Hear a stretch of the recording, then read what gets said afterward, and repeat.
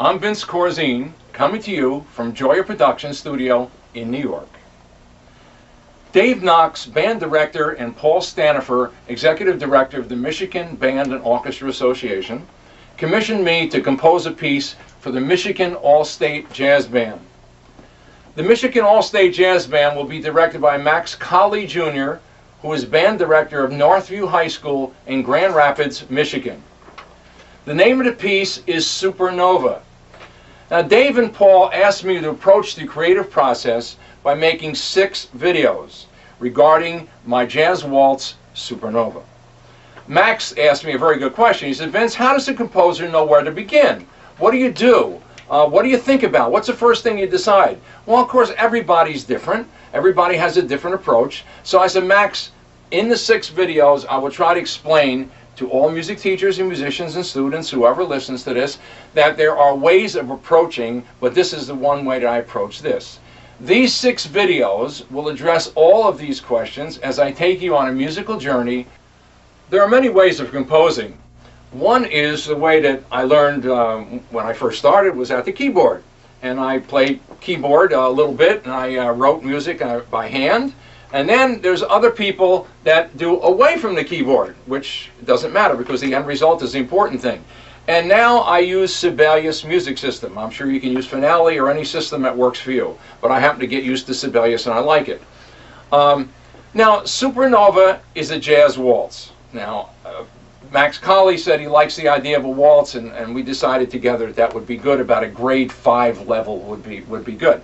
Now, it has a rhythmic ostinato pedal with lines floating above. That's the basic idea. I want this really intense sound on the bottom. I want contrapuntal lines weaving in and out, and I want overlapping phrases building to a climax. Now, let's listen to the first example, ostinato pedal point with rhythm section.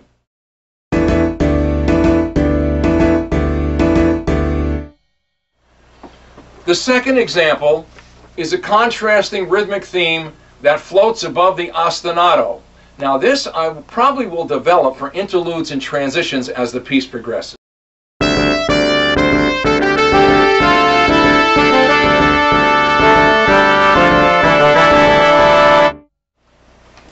Now, what are some of the things that you have to think about before you write a piece of music? I call these compositional considerations.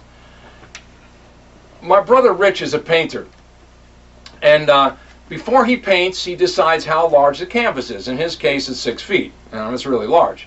Other people will consider whether they're going to do acrylics, whether they're going to do watercolor, whether they're going to do oils, and everybody decides ahead of time what it's going to be. Now, a poet, on the other hand, will probably decide on the form of the poem, if any, that he wants ahead of time, iambic pentameter or whatever. A composer will decide on the length, the tempo, the group, modulations, imitation, and style of the piece.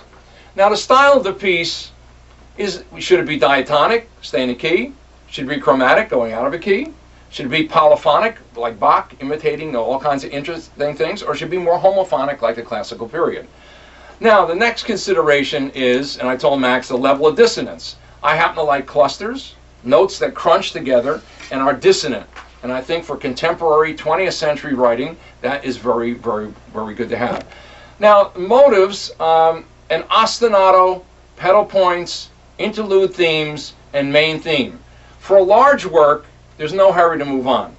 Themes are prolonged through imitation and extended pedal points. One does not have to go too quickly when you have a large piece of music. The range, I asked Max about the technical level. He thought grade 5 would be good. And I asked him about what's the range of the first trumpet player, because if he can hit a high E concert or high E flat concert, I want to know that. I can put it into the piece. I thought about a slow intro, adding, like Beethoven, adding instruments over chords, building tension and loudness. For instance, a lot of suspension chords leading to a fast waltz section. The next example, number 3, is an example for unison trombones, is a theme for unison trombones with rhythm section in the key of A minor.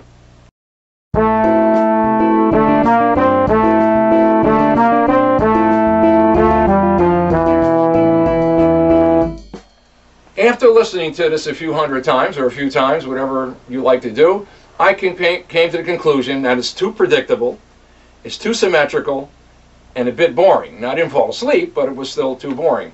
And I thought back when I first started composition lessons with Jimmy Giuffre in New York City. He was a great composer and a great writer and player. And Jimmy said in the first lesson, he said, Vince, bring in something that you've written so I can assess where you are. So I came in and he said, well, you certainly have your technical chops up. You know how to put instruments together. He said, but, you know, he said, your piece is too predictable. And I said, well, what do I do? That's all I know. He said, well, we've got to teach you more counterpoint. We've got to teach you more ways of doing things and stretching things and inventing things and creating more things and developing more things. So he put me on a real stringent counterpoint, free counterpoint basis for about a year.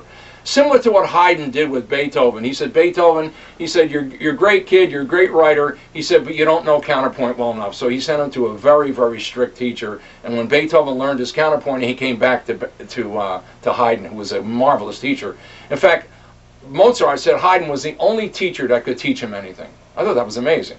In the next video, I'm going to show you how I revised the theme to make it less predictable, less symmetrical, and hopefully less boring.